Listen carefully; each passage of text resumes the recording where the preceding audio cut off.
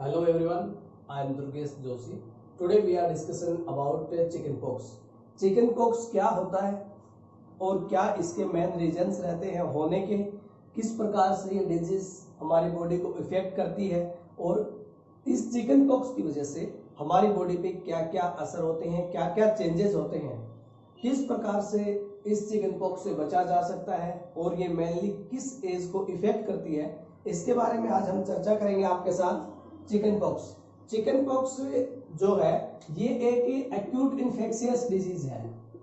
Chickenpox is a acute infectious disease है।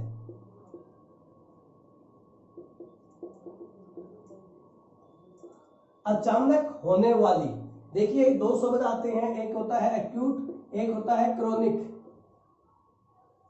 Acute means होता है सडन, अचानक,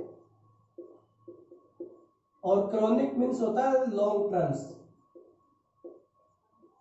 एक्यूट का मतलब हो रहा है अचानक हमारे साथ कोई डिजीज हमारी बॉडी को इफेक्ट करती है, उसको बोलते हैं एक्यूट। और जब क्रोनिक का जिक्र आता है तो क्रोनिक का मतलब होता है कि कोई भी डिजीज या कोई भी समस्या जो कि हमें काफी लंबे समय से घेरी हुई है, उसको बोलते हैं क्रोनिक। तो chickenpox is a acute infectious disease. Once again, today we are discussing about chickenpox. Chickenpox is a acute infectious disease and it is main causative agent herpes varicella. Herpes varicella zoster. Virus 3. Look once again.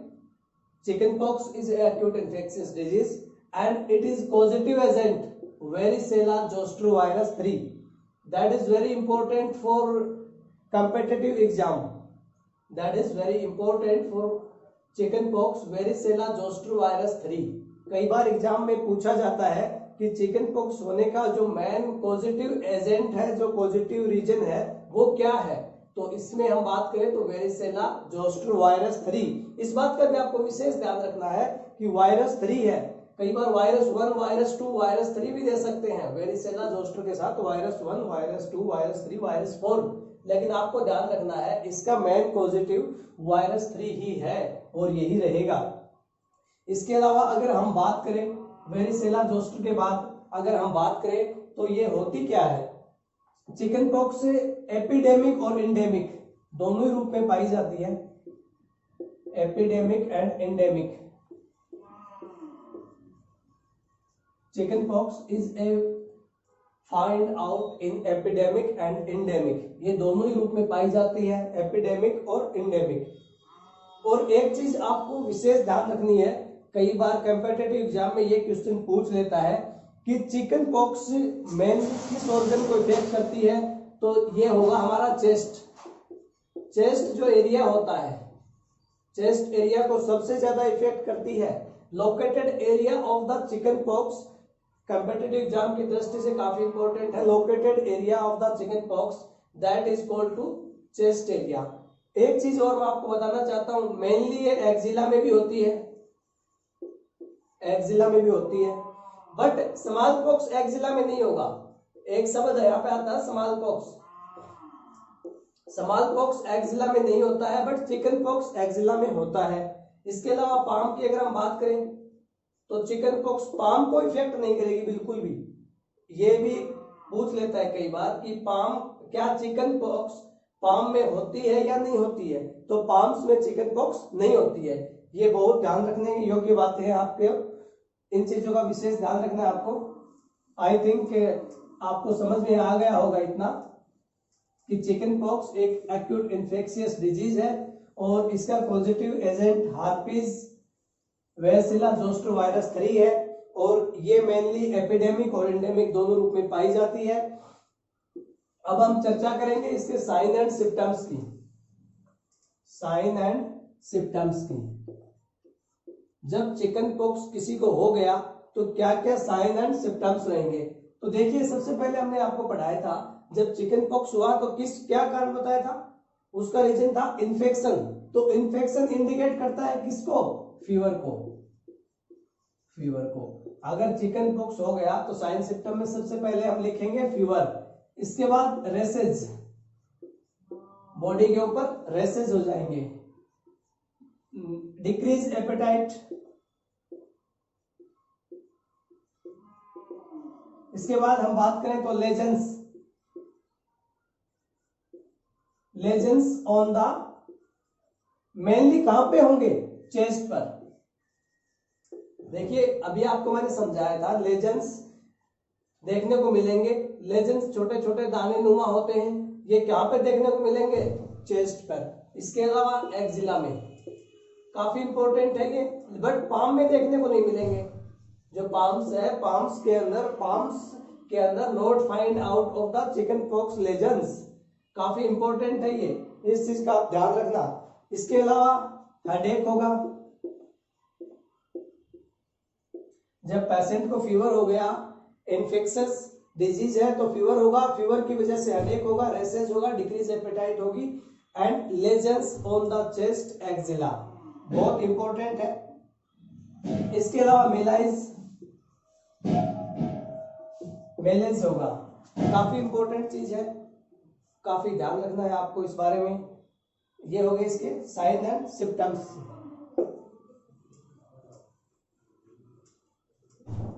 अब हम बात करेंगे इसके epidemiological factors के बारे में। Epidemiological factor, epidemiological factor के अंदर चिकन पॉक्स के अंदर मेनली क्या क्या फैक्टर्स रहेंगे, तो उनमें हम सबसे पहले अगर बात करें तो इसका पॉजिटिव एजेंट क्या है, पॉजिटिव एजेंट के अंदर ह्यूमन हार्पिस, वेरिसेला, जोस्टर, वायरस 3। ठीक है, सबसे पहले हम एपिडेमियोलॉजिकल फैक्टर पढ़ रहे हैं। फैक्टर के अंदर हमने देखा इसका पॉजिटिव एजेंट, तो पॉजिटिव एजेंट में हमने पाया human हार्पिस, varicella, zoster virus 3।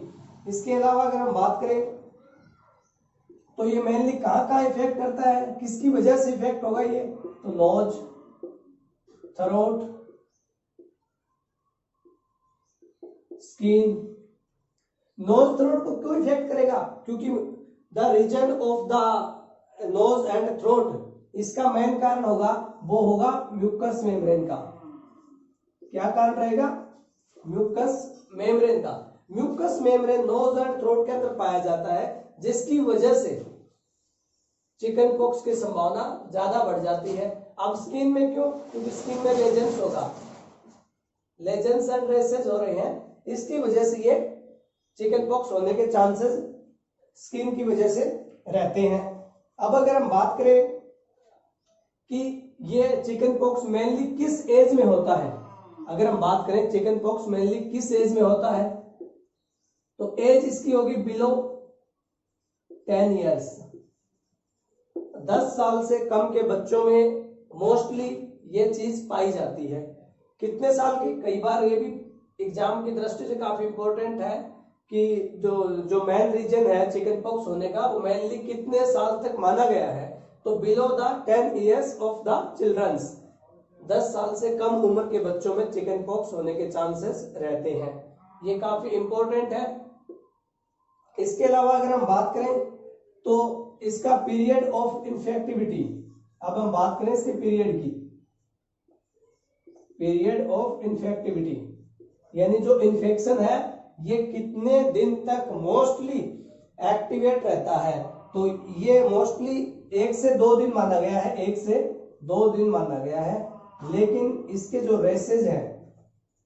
Races है उनका टाइम 4 से 5 दिन का माना गया है।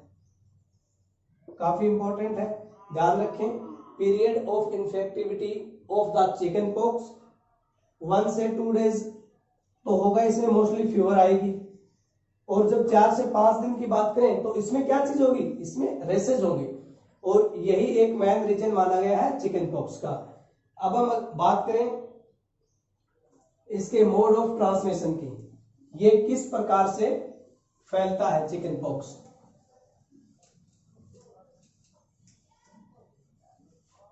एपिडेमियोलॉजिकल फैक्टर्स आई थिंक आपको समझ में आ गया होगा। अब अगर हम बात करें mode of transmission, mode of transmission,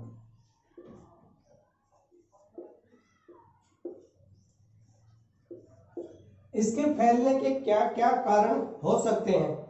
तो number 1 droplet infection, droplet infection, droplet infection की वजह से हो सकता है। सेकंड वन, ड्रॉपलेट इन्फेक्शन के बाद अगर हम बात करें direct contact, direct contact and third one used articles. देखिए यहाँ पे एक समझने की बात है, जब चिकन पॉक्स का ट्रांसमिशन हो रहा है, जब एक व्यक्ति से दूसरे व्यक्ति में जा रहा है, तो that is called to droplet infection.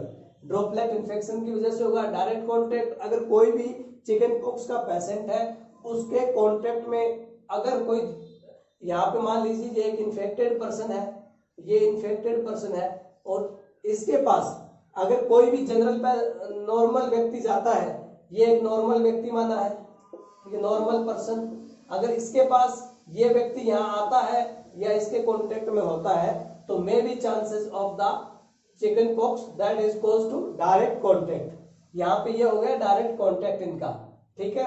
अब अगर हम बात करें यूज्ड आर्टिकल्स, अगर कोई भी चिकन पॉक्स का कोई भी पेशेंट है, उसके द्वारा अगर इस्तेमाल की हुई, उसके द्वारा यूज किए हुए आर्टिकल्स, जैसे कोई बर्तन, अन्य कोई सामग्री जिसका एक साधारण व्यक्ति इस्तेमाल कर लेता है, तो may be chances of the chicken pox.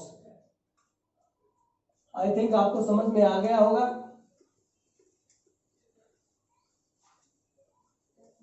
अब अगर हम बात करें, अब हम इसके अंदर बात करते हैं मैनेजमेंट की। मैनेजमेंट, अब जब चिकन पॉक्स किसी को हो गया, तो उसके अंदर हमारा क्या मैनेजमेंट रहता है, किस प्रकार से हमें इसका मैनेजमेंट करना होता है। तो इसके अंदर सबसे पहले हम बात करें प्रिवेंशन की, हमें इसको किस प्रकार से इस चिकन पॉक्स के अंदर, ये जो चिकन पॉक्स हो गया उसका मैनेजमेंट करने के लिए, किसी भी बीमारी को सबसे पहले हम मैनेजमेंट करते हैं, तो उसके लिए हमें प्रिवेंशन की आवश्यकता होती है। किस चीज की आवश्यकता होती है? प्रिवेंशन की, प्रिवेंशन एंड कंट्रोल।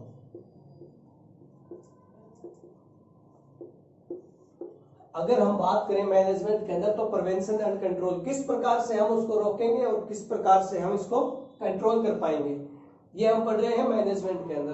तो इसको हमें प्रिवेंशन एंड कंट्रोल करने के लिए सबसे पहले क्या करेंगे कि ये पेशेंट यहाँ पर आइडेंटिफाई हो गया, हमें ये एक पेशेंट है चिकन पॉक्स का, और ये हमें आइडेंटिफाई हो गया कि ये एक पेशेंट है जिसको चिकन पॉक्स हो गया। तो सबसे पहले हम इसके लिए क्या करेंगे, इन्फॉर्म टू हेल्थ डिपार्टमेंट।